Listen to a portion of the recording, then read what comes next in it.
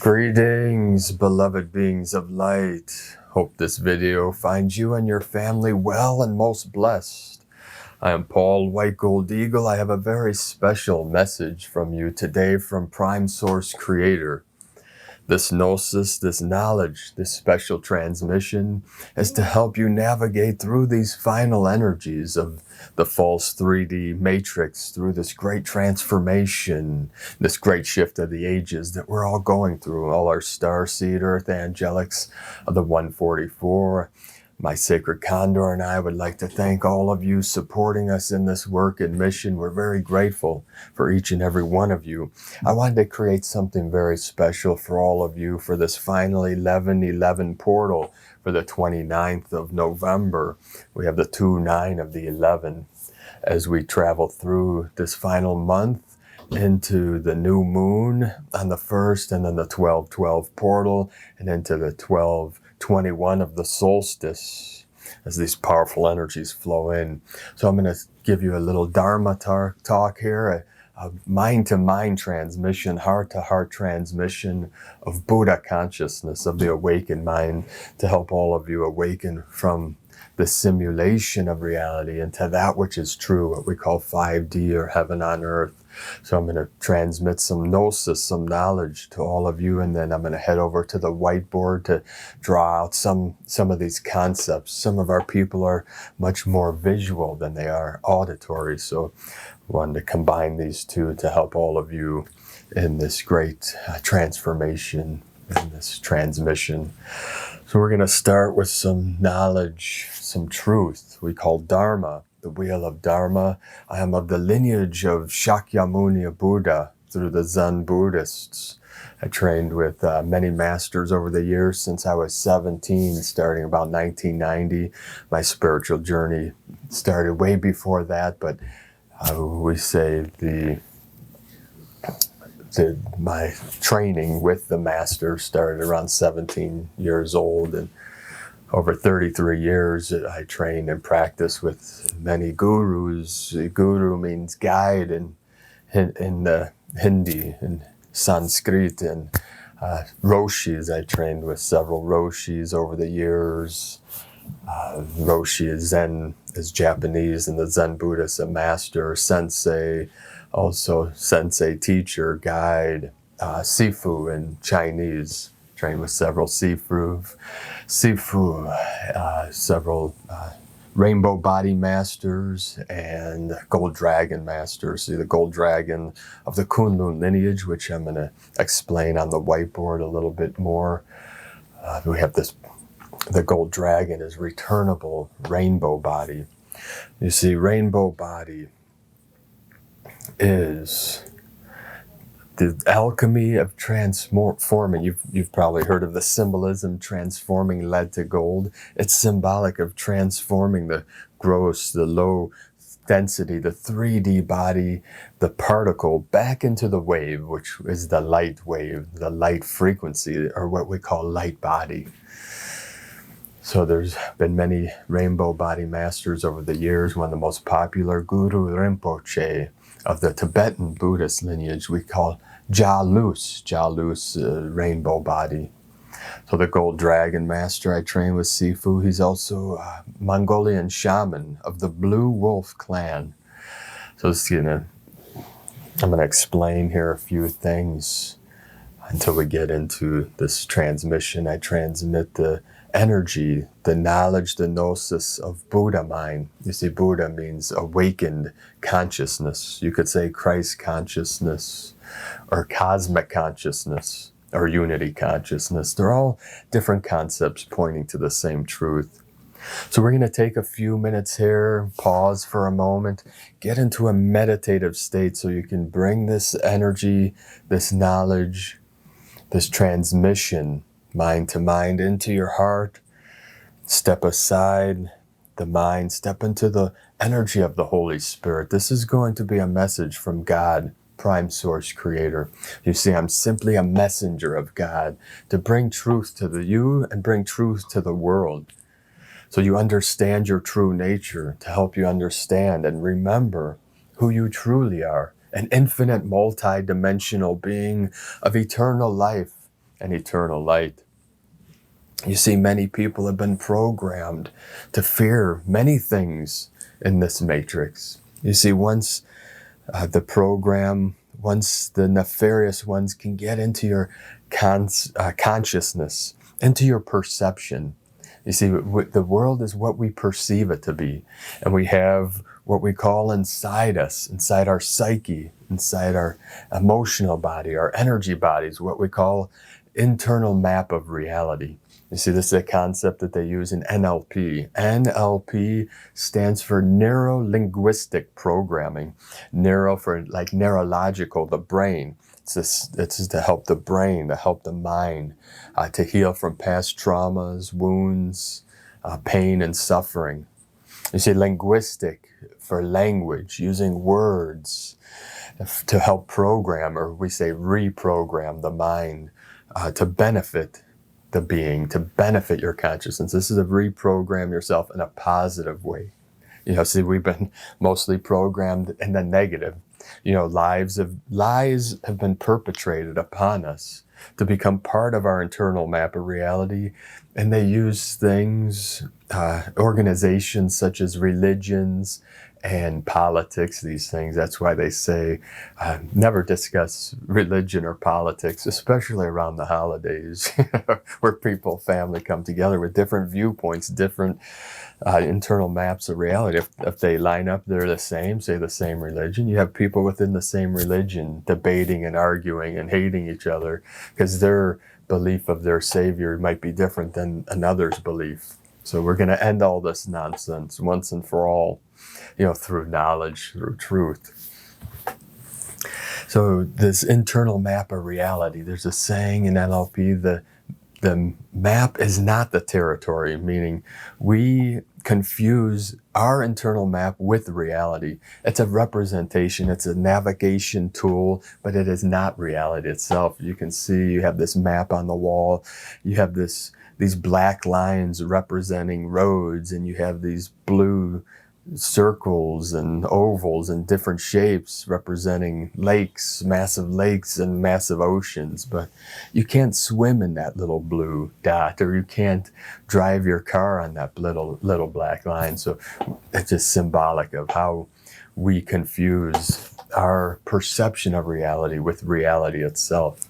Now, it's a navigational tool. The internal map helps us, you know, we don't have to relearn how to use a doorknob every time we go out the door. You know, all these little things, these subtle things are also part of our internal map to help us navigate the world. But once these ideologies, these major ideologies, through religions, through politics, you know, I'm Republican, I'm Democrat, I don't like this, it's all duality programming. You know, our true nature is that of God, of truth, of love. See, when we navigate from our heart and navigate our world in love, we heal ourselves and we heal the world.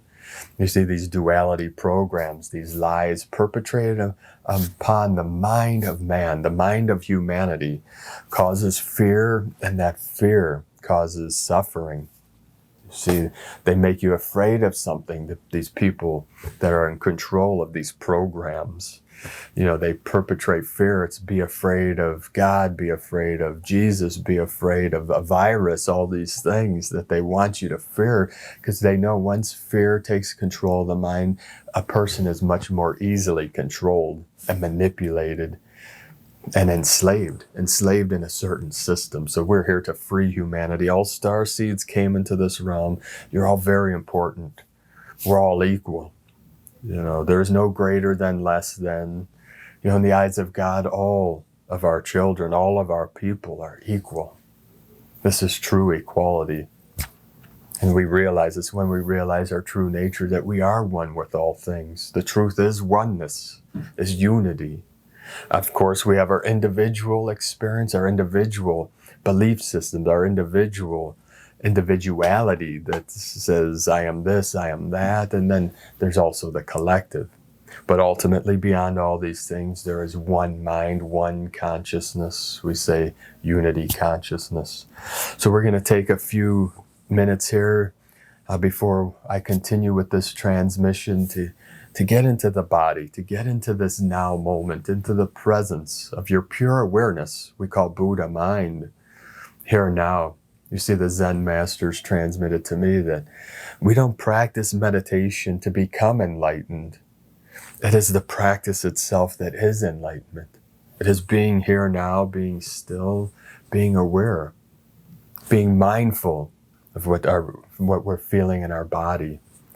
You see, the great Zen master Bankei from about 1200 AD, one of my favorite Zen masters. There's several books written about him. One's called The Unborn, because he taught for many years about the unborn mind of Buddha, and he would say that all beings are born perfectly awakened Buddhas, but that pure awareness, that perfection of Buddha mind gets converted to the three hells through these programs, through the simulation, through the matrix, to make us think that we are less than divine.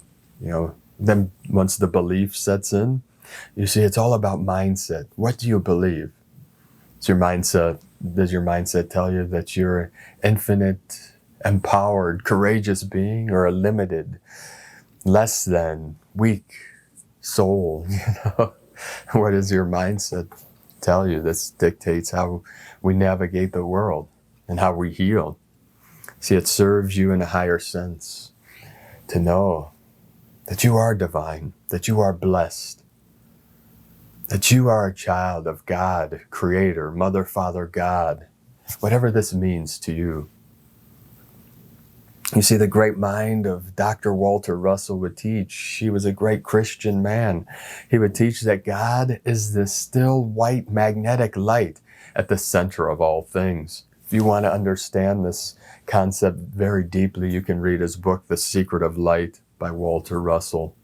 That's where I received this concept from this great mind, this great man.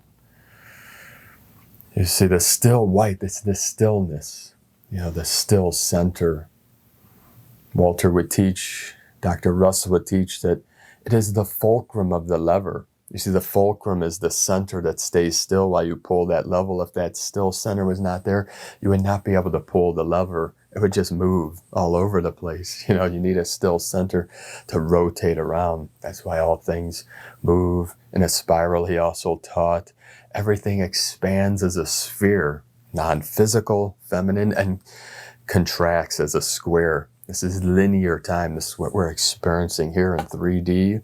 It's the linearity. I'm going to explain this more in front of the whiteboard here after this talk, so we can get into this concept a little deeper and understand a little more expansive in this knowledge. So we're going to take a minute here, a few minutes to quiet the mind. Take some slow, deep breaths. Let go into whatever you're feeling. You can have your hands palm up, palm down on the lap, or folded over each other. In prayer posture.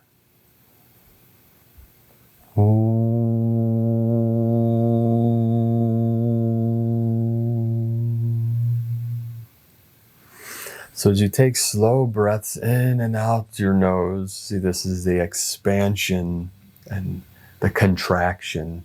Inhalation, exhalation. It is the breath of the universe, the breath of the cosmos. You are breathing in the heavenly chi, the holy prana, the Reiki energy, the universal life force of chi, of energy. You see, even if you look at the universe scientifically, we say, well, what is God to you? It's energy. But the still white magnetic light at the center of all things, and beyond that, we call the great mystery, or the unknowable mind of truth, of love. But we'll use this concept of the still white magnetic light to navigate through these energies. And the still white magnetic light is everywhere. And it is the center of your being. So you can see the still white magnetic light in the center of your body, in your heart center, middle dantian. And see the white light. Then surround your body in the white flame, the white light of infinite source creator. And let go into that energy. And feel the love, feel the bliss. You see, it's magnetic because it pulls you in. It's magnetism. It is the waters, the heavenly waters, the holy water of the Holy Spirit. It's magnetism, the divine feminine. You see, it's the descension. Ascension is the fire, the electricity, the yang. See, the yin pulls you in. The yang lifts you up. The fire and the water come together. You see, the fire of ascension, the kundalini rises and the water comes down. They meet in the middle to create this sacred spiral, this vortex, the stargate that is your awareness. And in this now, you feel your pure awareness, the bliss, and let go into that feeling, that joy, the love of the I am presence that's here now in this body where I always am. So let's take a moment here, and I'm going to play this shakuhachi for all of you. Shakuhachi is Japanese flute. When I play, we call soi zen in Zen Buddhism, soi blowing Zen meditation. And it's a type of meditation where the sacred sound emanates through from that still center. That silence comes the sound. So you feel into the sound and allow sound to carry you back to the silence. So let go into the sound, into the frequency, into the resonance, until it carries you to that still singularity, the 0 point, the center of your being, the center of your presence. And through that portal, we enter the kingdom of heaven within. So take a few moments as I play the flute, just breathe and feel. And continue to go through and through and through until full and total compression breakthrough, all the way.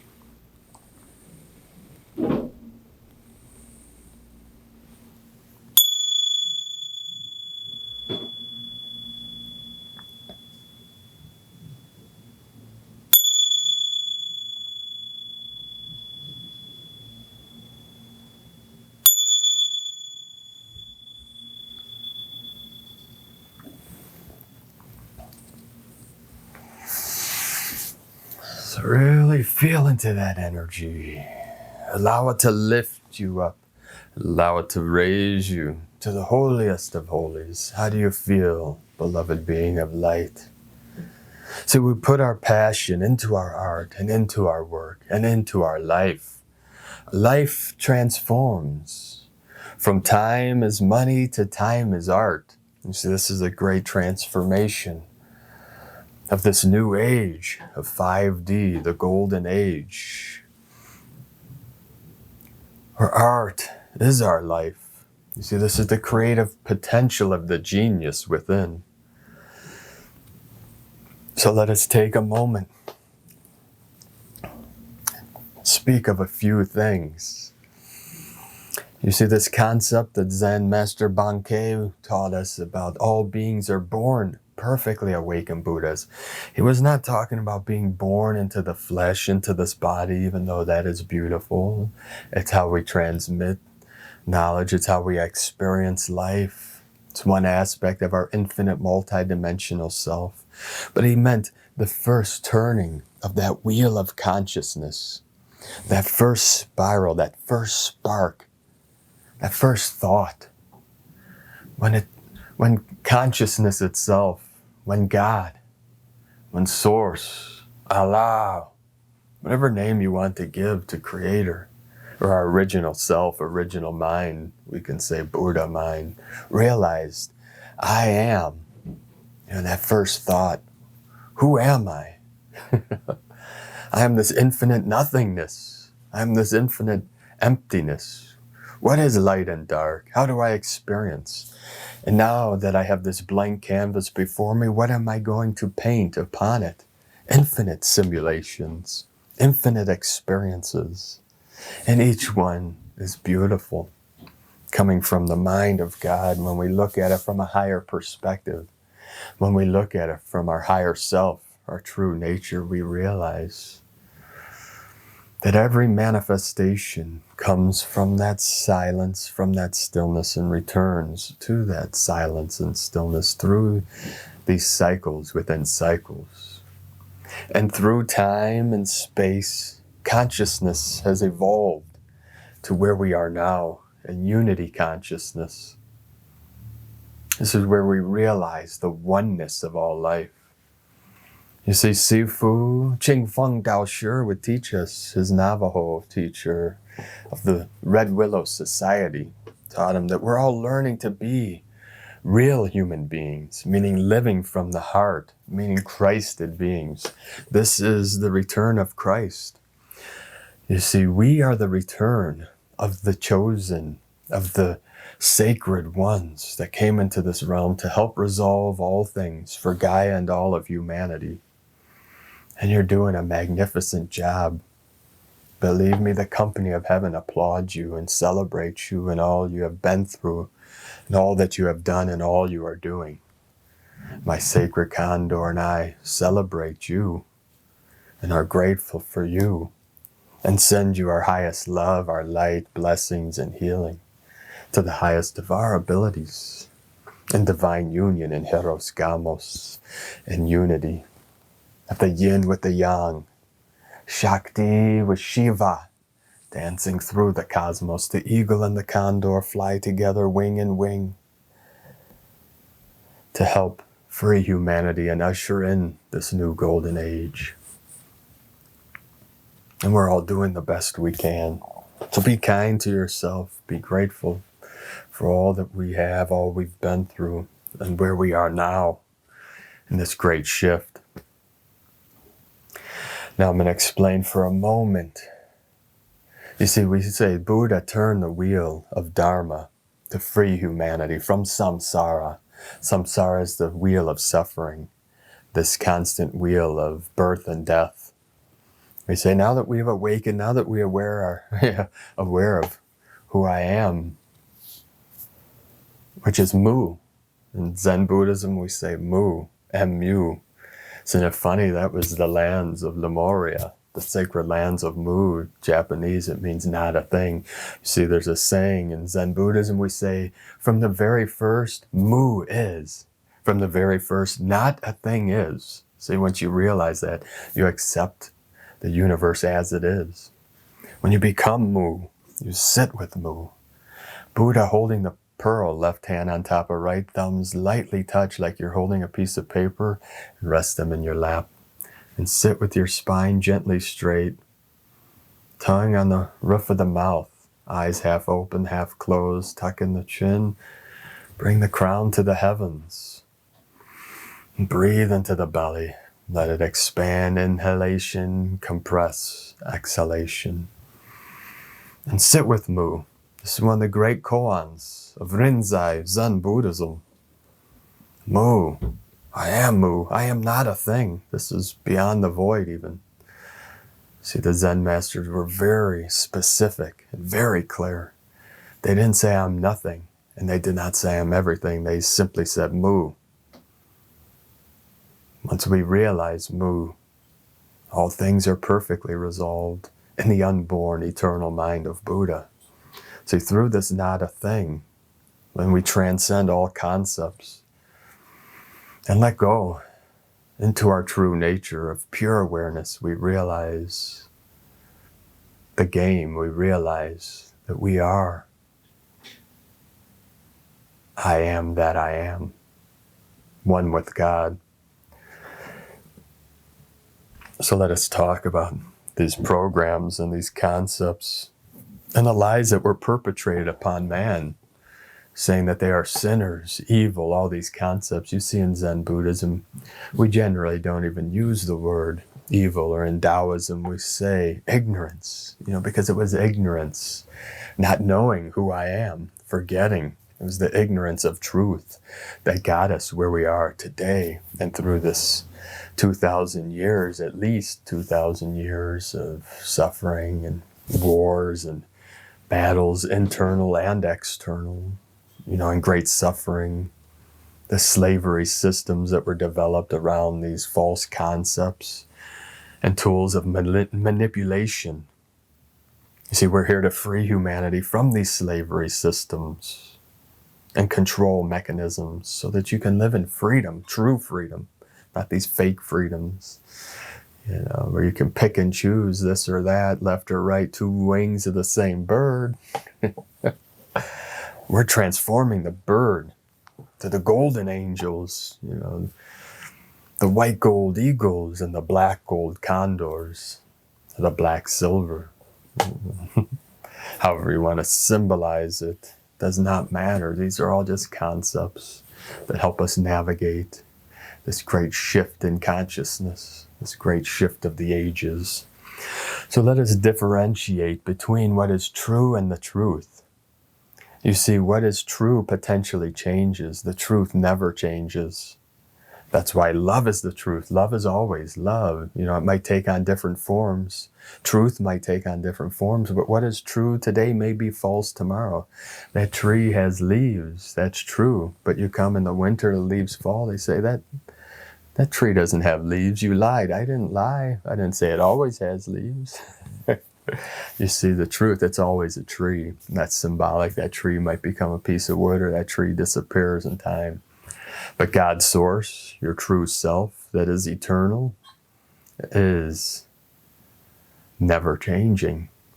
You see, the still white magnetic light at the center of all things is never changing. It creates this simulation of true and false, the simulation of change. So we let go of these concepts. How do we end picking and choosing? This versus that, up versus down. It's a paradox. Flat is round and round is flat. Emptiness is form, form is emptiness. But people want to debate shapes. Waste so much time and energy instead of getting directly to source, where you transcend it all. Do you want to be stuck on a flat plane or a ball flying through the universe? You know what I'm saying?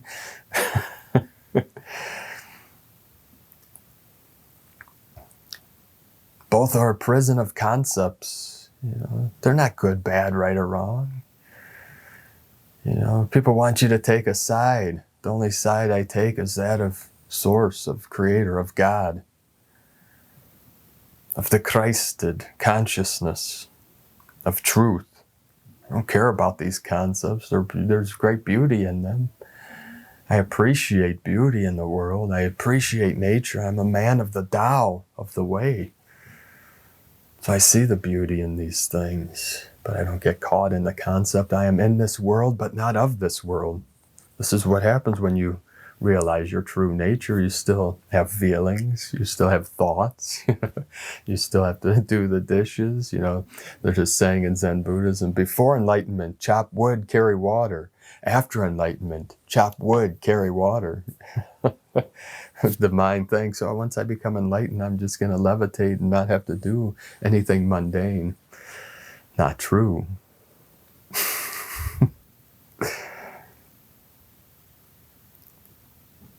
But this is all philosophy.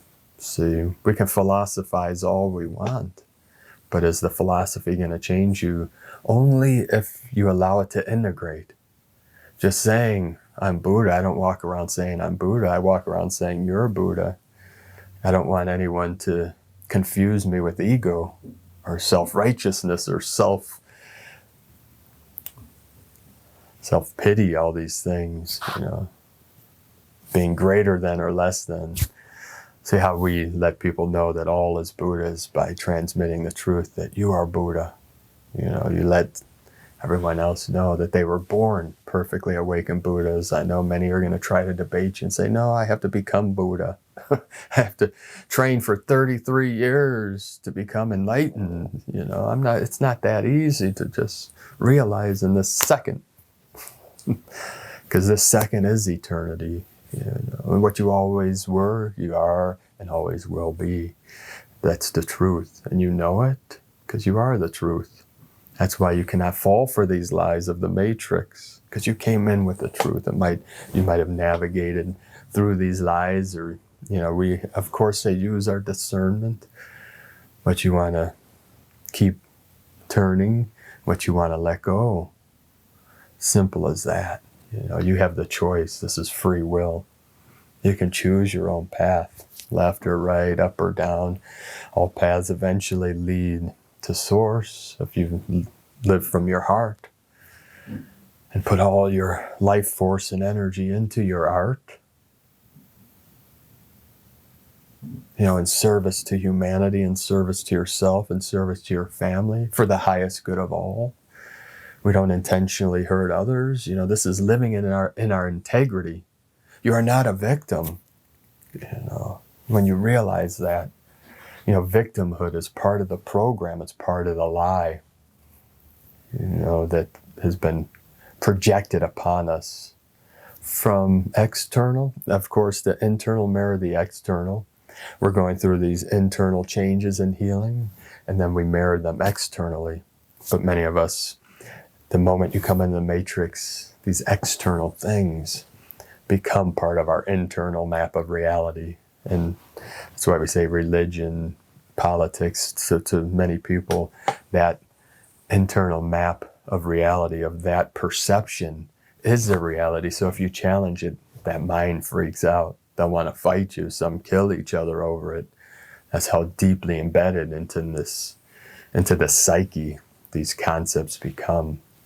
But we're here to free humanity from all these concepts through truth, through knowledge, and through awareness. We're all doing the best we can. And this great awakening is happening. It's going viral in a good way. You see, it's going to take a little more time. We're still navigating through this chaotic node as two timelines overlap. These two timelines merge with the center, the past with the future. And obviously we're navigating past life timelines, alternate timelines. All these things are overlapping, coming together. We're merging all aspects of our infinite multidimensional self into this one avatar, into this one true ascension timeline, we say, which is obviously, it's also symbolic. These are all symbols. You see, and if you really truly want to understand history, religion, all these things, we're bringing science and religion together like many great minds in the past have. Now, if you want to understand religion, you have to study gematria. You see, there is a reason why these ancient texts, say the Old Testament, New Testament, there's many scholars that believe that the New Testament's actually older than the Old Testament. And that could be a whole nother lecture, a whole nother teaching, just that one concept. You say, well, why would they call it they call things like that, new and old, and to confuse, and to map out their own timeline. You say there's a concept, the pen is mightier than the sword. You say, because with the pen, you can transmit to thousands, millions, writing knowledge on a piece of paper, or with whatever you're doing. Transmitting knowledge. Now we use computers and it goes through the world, through this internet.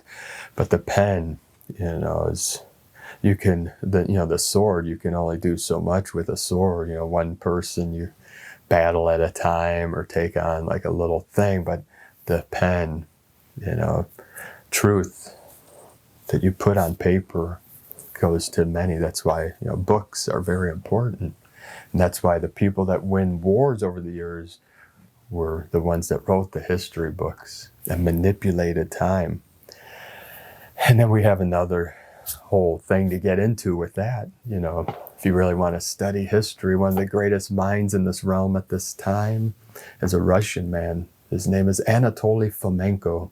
He's written 20 or more books. He has 2 PhDs, one in mathematics and one in physics. And I believe he has an honorary doctorate or something of that in history.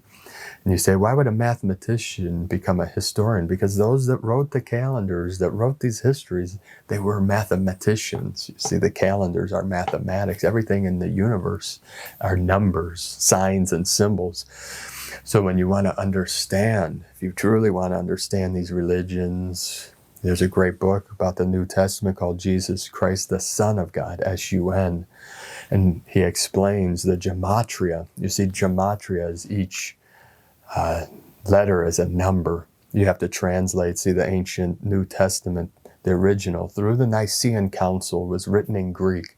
You see, because the ancient Greek had gematria, and it was encoded with sacred geometry. So to understand what the symbolism and the meaning behind these books, you see, the ancient Hebrew, that what we say the Old Testament, and this is way before Judaism. You see the letter J, Judea, John, Joseph, Jesus. Those words are about 400 years old. You can Google, when was J invented or discovered or created? And it was a man in Italy about 400 years ago. I believe he was Jesuit, but I can't totally confirm that. But all the signs and my research leads to this came out of this Jesuit, which originally was the military industrial complex of the Vatican, but that's a whole nother history lesson. So when we realize, see, the ancient Arabic, Hebrew, and Greek had gematria encoded within their language, just like, so the Greek language A alpha is 1, B beta 2, and then so forth, so on into omega. And then over time, their alphabet obviously evolved to add new letters and that. So that's why I say alpha to omega, beginning to end. And alphabet that we get today is from alpha beta, alphabet. You know, the alphabet comes from the Greek, alpha and beta. So this Anatoly Fomenko, you see Edgar Cayce, back in the day, he had this vision when he was in his trance doing a reading that this great light, at the shifting of the ages, of this great awakening, this great light was going to come out of Russia. You know, he saw this. You see, you have to remember Russia, China, you know, most of Asia was Mongolia at one time. And that's part of the arts I teach, is see the Sifu of the Kunlun lineage. You see, we had 3 sacred mountains. There's many sacred mountains in Asia, but the 3 main, Altai, Kunlun, and Himalayan mountain, creates this spiral. And then through the middle of that sine wave, creating what we call Tai Chi symbol, or the yin yang, the black and white, with the sine wave in the middle, which I'll explain on the whiteboard here in a few minutes. We're going to wrap this part up. So let us take a moment, take a deep breath, and then I'll head over to the whiteboard here and finish this transmission with some more knowledge for all of you. So we say in Buddhism, we transmit mind to mind. There's a mind to mind transmission along with the practices and then the teachings. You know, our art of meditation, Gong Fu meditation, Zazen, sitting meditation. Then we have Kin Hin, walking meditation. Everything becomes a meditation when we practice mindfulness and being aware of our breath. Our breath is one of our greatest tools, of course. You know, many yogas around the breath, you know, the Kundalini breath, the fire breathing, the water breathing, cave breathing, thunder breathing. There's many different kinds of breaths. So our breath is important. It helps us to center, to become present in this now. Slow, deep breaths. In Zazen, we breathe in and out the nose, fire breathing in and out the mouth. You see yin, the feminine breathing, the gentle, the subtle, and the fire, the masculine, the more intense. You know, to light it up, to fire up the Kundalini, to fire up the vessel. This is the difference between some of the arts. You know, we have the blue path of healing, the slow, gentle healing, or the martial arts, the red hand, the right hand, the fire, the Kundalini. You know, it's, you know, a balance between the fire and the water. They come together in the middle, red and the blue, to create the purple, the middle path. Purple symbolic of divinity, of sacredness, of holiness, of divinity. So let's take a moment here. And I transmit through my voice, through these words, and through my eyes. As I connect mind to mind, you see mind is in the middle here. In the Taoist philosophies, we say mind is middle dantian. The brain is the spirit gate. The crystal palace in the center of the brain is the future, the spirit. You know, the Shen Gong, Shen, spirit. So feel into the samadhi. The samadhi is divine union within as we connect with our Buddha consciousness, our Christ consciousness, the love of the I Am presence. As we feel the stillness, let go into the emptiness, into the void, into the clarity of the pure light of bliss, the clear light of bliss. We let it all go. Drop the concepts. Drop all the systems, all beliefs, all programs. This is the path to freedom. As I transmit these words, I sit in the stillness, the still white magnetic light at the center of all things. As I transmit mind to mind, heart to heart, the pure awareness of Buddha mind. Continuing to smile, smile, smile, ground, ground, ground. We ground into the crystalline core of earth as we smile into levity. See, we have the gravity of magnetism. We have the levitation, the levity of electricity. This is the electromagnetic field, the toroidal field that flows through our vessel. The toroidal field, which is the Merkaba, which is one pyramid up, facing up, another facing down, one spiraling clockwise, the other counterclockwise. This creates the vortex. This creates the stargate that connects you to your higher self, to God, to truth. That's it. Exactly. You get it. You understand now. Because understanding, true knowledge, true understanding transcends all time and space. So all we are left to do is laugh into the wind. There's nothing to attain, nothing to achieve, only to realize I am that I am. And through this realization, we step into our divine mastery as ascended masters of the new earth. Not greater than, not less than, not a savior, not a prophet.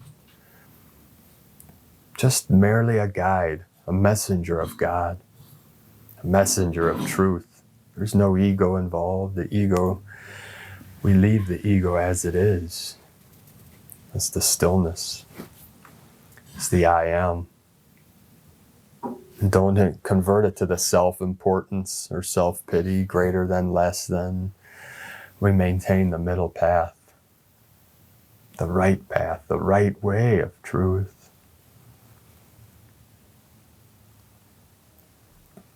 So we're going to end this here. I'm going to step in front of the whiteboard here and enjoy the rest of this teaching and transmission. Namaste. Alrighty, where do we begin? Let's begin at the beginning, when all time and space was created. Just kidding. So let's talk about now this concept of the yin and yang. So we're going to create this sphere.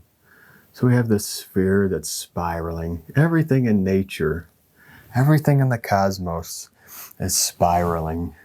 We have the spiraling galaxies and the spiraling funnels and vortexes, tornadoes, all these things in nature. We watch nature to see how things work. So we have this sphere here. We're going to represent it by a circle, half black, half white. Or it could be blue and red. The black is blue, the white is red. See, white and red, yang, black and blue, yin, feminine. So this concept of Walter Russell, that everything expands as a sphere and contracts as a square. So we're going to see we have that still center. This little dot here will represent the still white magnetic light at the center of all things. And picture from this center coming out 360 degrees in all directions as a sphere expanding. You see, we'll show these sphere getting bigger and bigger, expanding. Expanding kind of looks like a target or bullseye here, but think of this three-dimensionally. I'm drawing here two-dimensional, but from that still center, the light, say it's a light bulb, it expands that light 360 degrees, or say sound. From that silence, that still silent center, sound emanates. You have a speaker, it's not coming out linearly, it's coming out non-linear. See, the sphere symbolizes non-physical or non-linear, the feminine. So it's the in-breath, breathing in, expanding, then the out-breath, compressing back in, linearly. See, this creates the sine wave. See, this linear time, this is where we're in this 3D, this third density. Time flows like this. You see, you have past, present right here, and then future. You see? But we know in quantum physics, we can jump through different dimensions, through timelines. These are universes that overlap each other, or that are connected through the space-time continuum. So we have this sphere, everything expands as a sphere, non-linear in all directions, till it reaches the end of itself, the endless end, and then returns to the center linearly as a square. You see, fits within a box. Based on our perception, we're always in the middle. So what we're perceiving, this is all perceptual awareness. So this is physical, expands non-physical, returns through the physical into the non-physical, and then transcends all these. So the concept of the holographic universe, you have these timelines. This is a timeline expanding in, and then the timeline is the return to that center that we're experiencing with our awareness.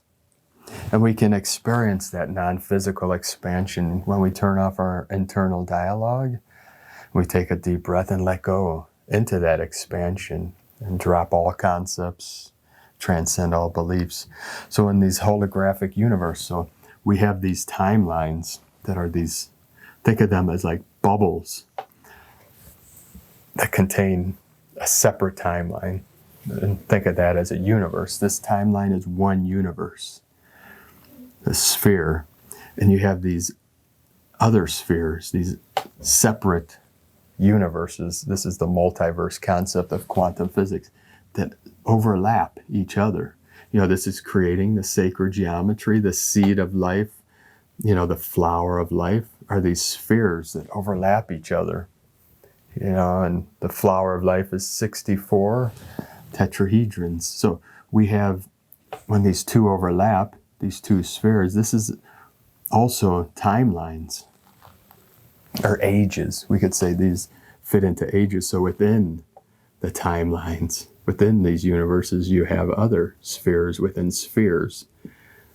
These are portals within portals within portals. You see, every rabbit hole is virtually endless. They're actually loops.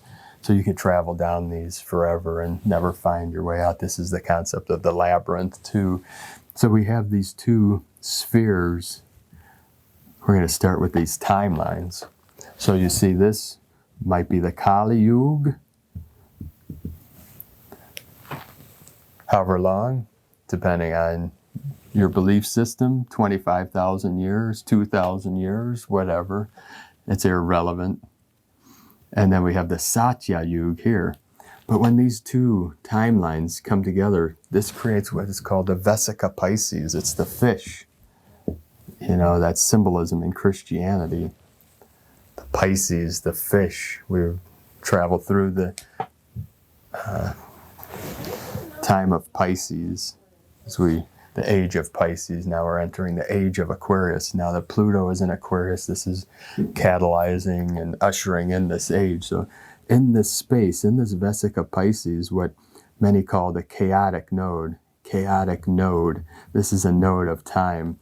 And this depending on the timelines, could last 100 years, 50 years, a year, a day. No, but we know we've been traveling through this chaotic node for many years, through these world wars and all these stuff where everything's really quickening, but it's all accelerating. It's a spiral. It's the time wave zero frequency that Terence McKenna talked about.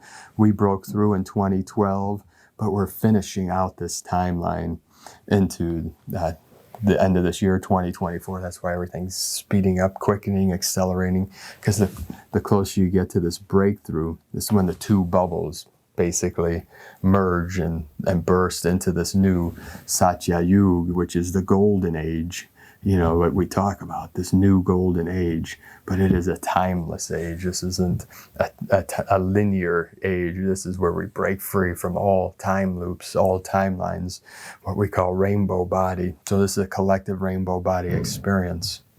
So we also have these universes that are separate but yet connected through these portals, through these Vesica Pisces. And then there's a spiral in the middle. So they're like our three Dantians, and our bodies symbolize, this Trinity. So we have three circles like this.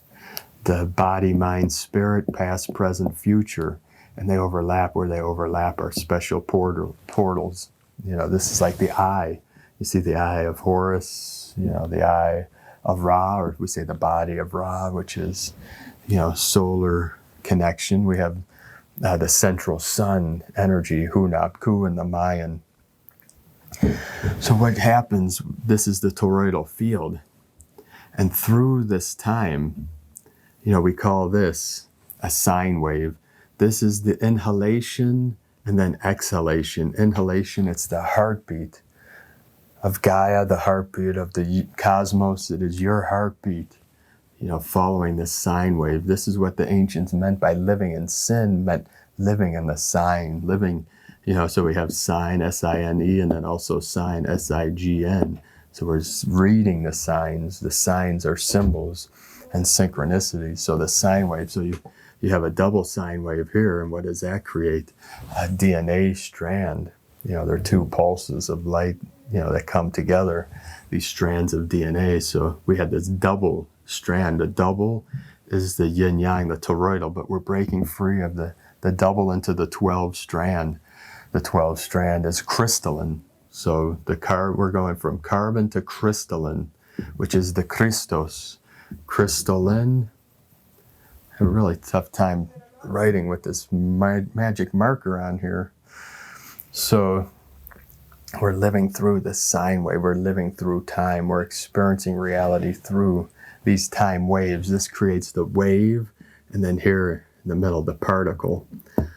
So you cannot separate one from the other. The wave is the particle is the wave. You see, from the sound came light, and light came the particle. The light at a certain frequency became physical manifestation, what we call physical matter, or mater. It's a mother. The feminine energy manifests into the physical. So we have the sine wave and time. Now the holographic, see these bubbles of experience, of realities, are holographic in nature. You see, the fractals explain how this all works. So the hologram, and I'm going to explain this as simple as I can. So this square here will represent a body of water. Say a still body of water here in this square. Say that's a pond. Let's just think a pond where it's still water. It's totally still, not even the wind's blowing. And we throw a rock in here. And this little rock here creates these ripples, but it's actually spheres. But we see it as a wave that is like a ripple expanding out from that still center out into the body. This water symbolizes space. And this is time. These ripples are time. So you experience that. You throw a rock in there and you see it expand out perfectly. It's these concentric circles. So they're perfect. Spiral, a perfect sphere going out, expanding out. And then say you drop another rock here, over there where it's still, that ripple hasn't reached there yet. Now it creates a new ripple, a new sphere, a new sine wave that's flowing out. What happens? So these are like two holographic projections, or two lights that are projecting out. Two sounds, two frequencies. What happens when these two ripples meet? They hit each other. You've probably witnessed this. And what happens? Those perfect spheres become this jarbled, jiggly, chaotic. It's like this chaotic, but even the chaos has pattern. But the limited mind only sees the chaos. It doesn't see the higher perspective. This is also follows thermodynamics with the law of entropy. But you see, it's just like a holographic image that we see. We create holograms in this world. There are two lights that or more that project out to each other, that create this interference pattern, which creates a simulated 3D image that looks real. It appears to be real. That's why Sensei Agoy would always transmit to me, nothing is as it seems, nor is it otherwise. Because if we think it's not this, then it's got to be that. But the paradox is it's neither, it's both. It's both at the same time, and it's two separate things. It's good and bad, right and wrong, and it transcends all. So we go right to source and let all these concepts go. So this interference pattern of the two timelines merging, or the two spheres that are overlapping, create this chaotic pattern here. And this is what, like, Tom Kenyon talks about it, like from the Hathors, these chaotic nodes that they've witnessed through infinite time that happen in between these transitions from one to the other. So that's what we're experiencing. That's why many are going through these major healing protocols and going through intense energies, intense times, because we're resolving all these timelines, all these dimensions, all these universes. But you don't have to worry about all that or even think about all that. What you want to think about is your still awareness, your pure awareness that's here now, and how we're contributing to this great awakening through our love, through our light, through our compassion, our kindness, all these things that the masters of the past, Jesus Christos, who many call Yeshua or Jesus, taught to live from your heart. This was an angelic being that came to earth to teach humanity through many timelines, through many dimensions. And it doesn't matter what your belief system is, we're transcending all that. What is important is to live in love, to live in truth, and to be kind. Be kind to yourself, be kind to each other. It's the best we can do. This is the greatness of who we are as divine beings here on earth at this great time. It's great and many challenges, many obstacles along the way, but we're navigating through these. We're doing the best we can, and we're making a difference. You're making a difference with everything you do, with everything you contribute, to the tiniest thing, to the biggest thing. They're all equal, or they're all just as important. You see, we're all in this together. See, this is a collective experience. We have our individual experience where we do our practices, we live our life, we have our families, but everything we do affects the whole. See, that's the holographic nature. One part is the whole thing. It's separate and connected all at the same time. We must see from all perspectives, all dimensions, into this one true reality, which is being a real human being, connected to all things, all timelines, all dimensions. So thank you all very much. Appreciate you and all your support. Many of you have been with us for many years. We're very grateful. We couldn't be doing this work with all your support. So if you'd like to help us out with a donation or pledge, you can go to egolovecondor.com and help us continue bringing these special teachings, transmissions, and our daily transmissions that many of you follow daily. We put out a new transmission for the day at the end of every day, 7 days a week. So we're very grateful. We appreciate you all.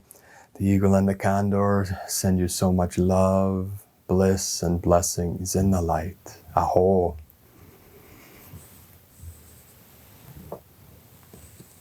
Namaste.